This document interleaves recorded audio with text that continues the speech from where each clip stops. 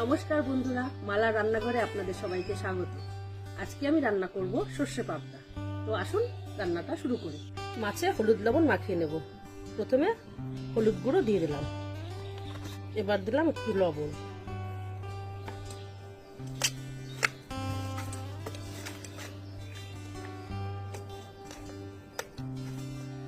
প্রথমে মাছগুলো আমি ভেজে নেব। কড়াইতে সর্ষের তেল দিয়ে দিলাম, একটা কাঁচা লঙ্কা দিয়ে দিলাম। মাছগুলো এবার ভেজে নেব, কড়াইতে লাগবে না।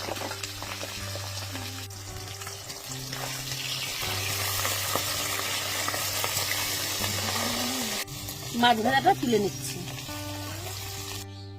শুকনো লঙ্কা ফোড়ন দিয়ে দিলাম, আর একটু গোটা জিরে দিলাম। এবার একটু পেঁয়াজ বাটা দিলাম,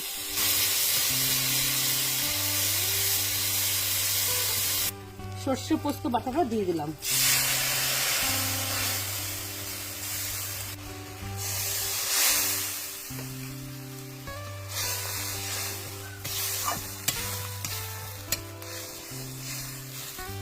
এবার একটু হলুদ গুঁড়ো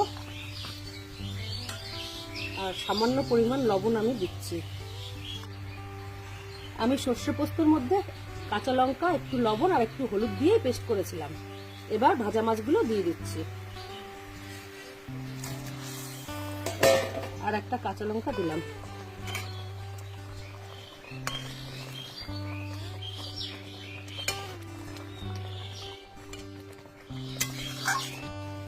রান্নাটা প্রায় হয়ে গেছে, এবার আমি কাঁচা সর্ষের তেল দিয়ে দেব।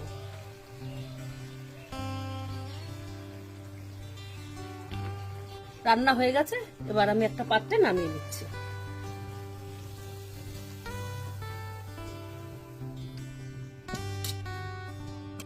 আমার সর্ষে পাবদা রান্না রেডি হয়ে গেছে।